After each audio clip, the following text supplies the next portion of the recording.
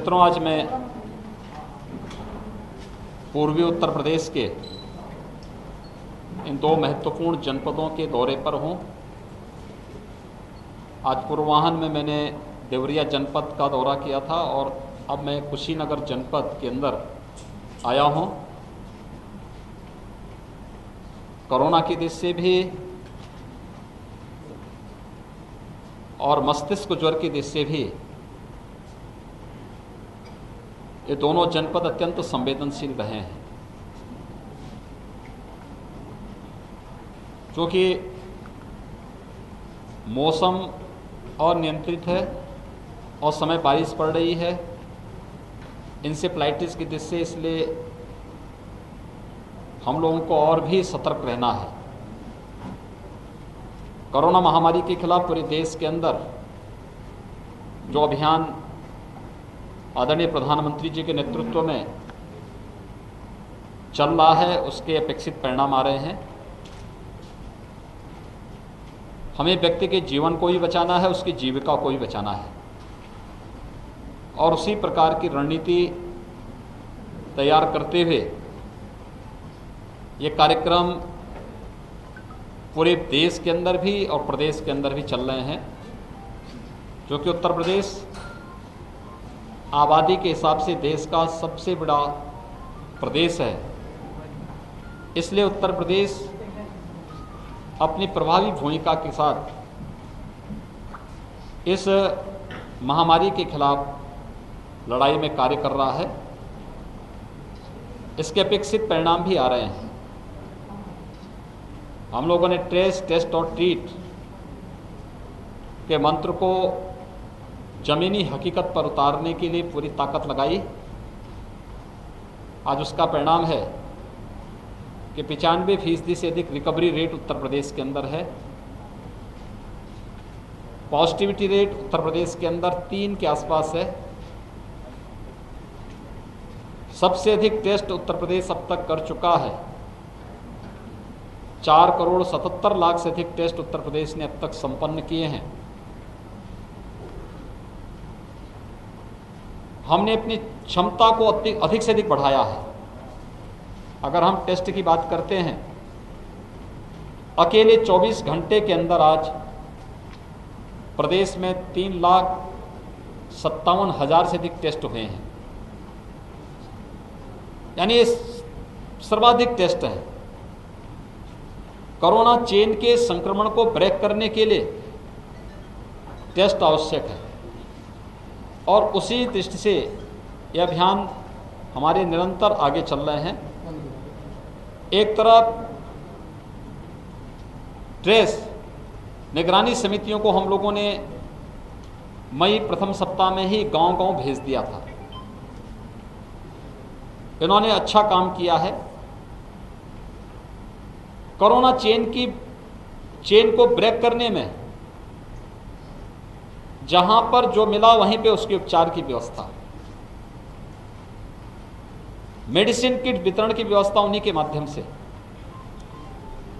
और हर एक स्तर पर, चाहे स्वच्छता, सैनिटाइजेशन और फॉगिंग की कार्रवाई हो, चाहे निगरानी समिति के द्वारा समय पर हर लक्षण युक्त व्यक्ति को दवा उपलब्ध करवाने, 24 घंटे के अंदर आरआरटी की टीम के द्वारा वहाँ पर उन लोगों का एंटीजन टेस्ट करवा लेना, ये सभी कार्य युद्ध स्तर पर जहाँ प्रारंभ हुए, आज उसी का परिणाम है कि जिस प्रदेश के बारे में सभी विशेषज्ञ मानते थे कि उत्तर प्रदेश में कोरोना अनियंत्रित हो जाएगा, यहाँ की स्थिति अत्यंत खराब हो जाएगी, आज पिछले 24 घंटे के अंदर मात्र 3,300 केस ही उत्तर प्रदेश में आए हैं, जबकि आशंका व्यक्त की जाती थी कि लाखों की संख्या में आएंगे।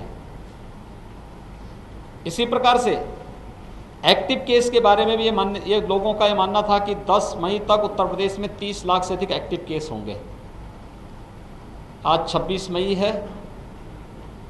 आज उत्तर प्रदेश में कुल 62,000 एक्टिव केस बचे हैं। यानी हमारा जो कोरोना प्रबंधन के प्रति जो नीति हम लोगों ने अपनाई और सफलतापूर्वक आगे बढ़ रही है, जहां इस पर हम कार्य कर रहे हैं, वहीं कोरोना के बाद जो कुछ नए कॉम्प्लिकेशंस देखने को मिले हैं, एक बहुत सारे पेशेंट ऐसे हैं जिनकी रिपोर्ट नेगेटिव आ चुकी है, लेकिन अभी भी उनके सामने कुछ समस्याएं हैं। हर जनपद में पोस्ट कोविड वार्ड की स्थापना की कार्रवाई हमारी प्रारंभ हुई और इसने काम करना प्रारंभ किया है। ब्लैक फंगस के उपचार की व्यवस्था भी हम लोगों ने हर उस जनपद में जहां पर ब्लैक फंगस से जुड़े हुए पेशेंट मिले हैं वहां पर भी वह सुविधा उन्हें उपलब्ध करानी शुरू कर दी है। प्रदेश में इस समय 500 से ज़्यादा ब्लैक फंगस से जुड़े हुए जो पेशेंट हैं उनके उपचार की व्यवस्था चल रही है और इस उपचार को भी हम कोरोना के उपचार की तरह ही फ्री में शासन इसको सभी सुविधाएं उपलब्ध करवा रही है। इसके अलावा थर्ड वेव की जो आशंका है उसके लिए हमारी तैयारी अभी से प्रारंभ हो चुकी है। मेडिकल कॉलेजेस में 100 बेड्स के पीकू के निर्माण की कार्रवाई, डिस्ट्रिक्ट हॉस्पिटल में हमने 25 से 30 बेड के पीकू के निर्माण की कार्रवाई को प्राथमिकता के आधार पर आगे बढ़ाने के निर्देश दिए हैं और उस पर कार्य भी प्रारंभ हो चुका है।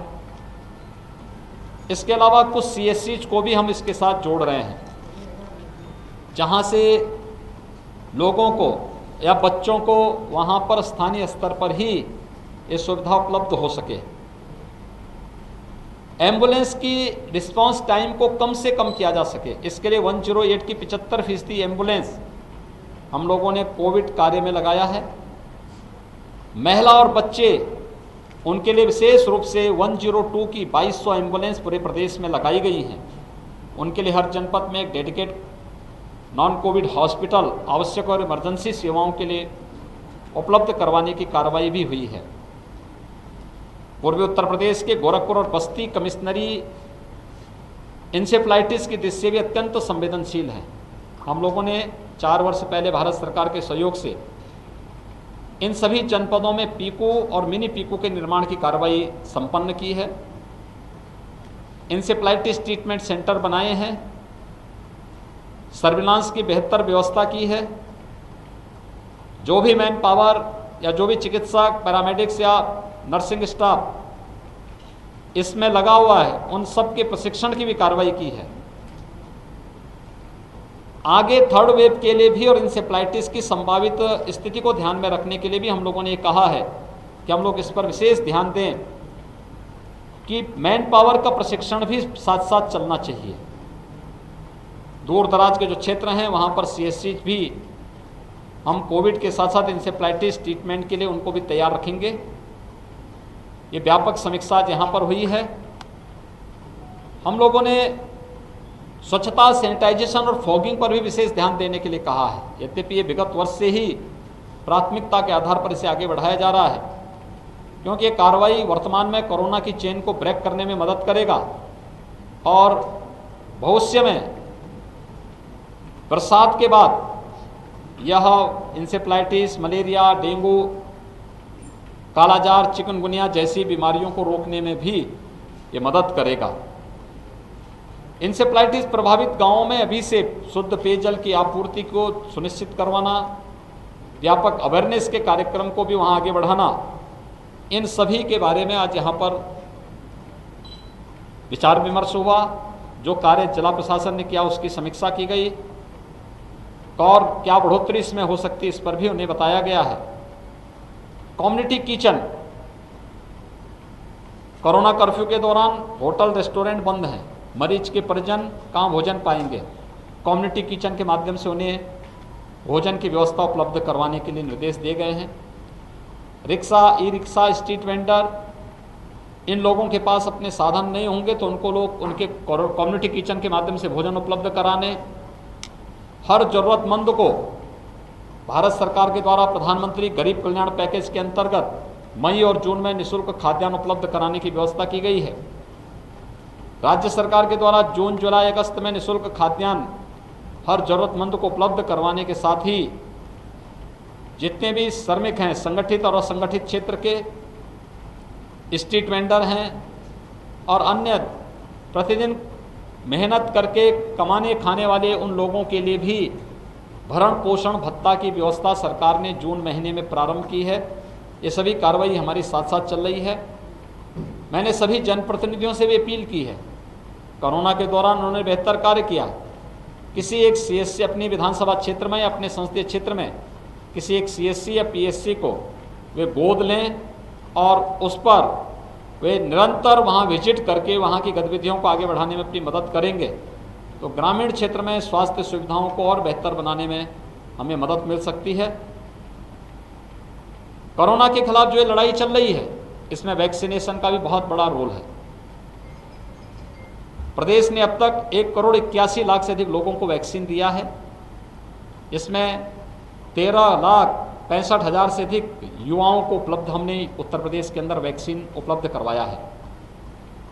1 जून से हम वैक्सीनेशन के कार्यक्रम को काफ़ी ज़्यादा तेज़ी के साथ आगे बढ़ा रहे हैं। 45 साल से अधिक उम्र के प्रत्येक व्यक्ति को वैक्सीन पहले से ही उपलब्ध कराया जा रहा है हर एक जनपद में। प्रदेश के अंदर वर्तमान में 23 जनपदों में हम लोगों ने 18 से 44 वर्ष की आयु के लोगों को वैक्सीन देने की कार्रवाई प्रारंभ की है। 1 जून से सभी 75 जनपदों में हम इस वैक्सीनेशन के कार्यक्रम को तेजी से आगे बढ़ाना चाहते हैं। इसके लिए सभी प्रकार के निर्देश हर जनपद को दिए जा चुके हैं।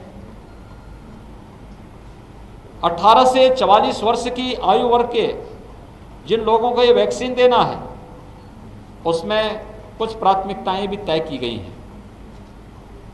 अभिभावक स्पेशल बूथ बनेंगे।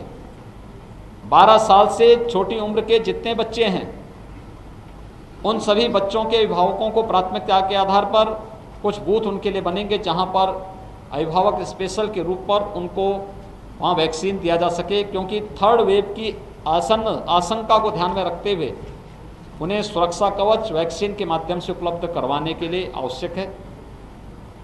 दूसरा, मीडिया के कर्मियों के लिए हर जनपद में एक बूथ और न्यायिक अधिकारियों के लिए भी हर जनपद में उनके परिवार के लोगों के लिए अलग से एक बूथ हर जनपद में बनाने के भी निर्देश दिए गए हैं। अब एक क्रमिक रूप से हर माह वैक्सीनेशन की कार्रवाई तेजी के साथ आगे बढ़ेगी। मेरा अनुमान है कि हम लोग जून महीने में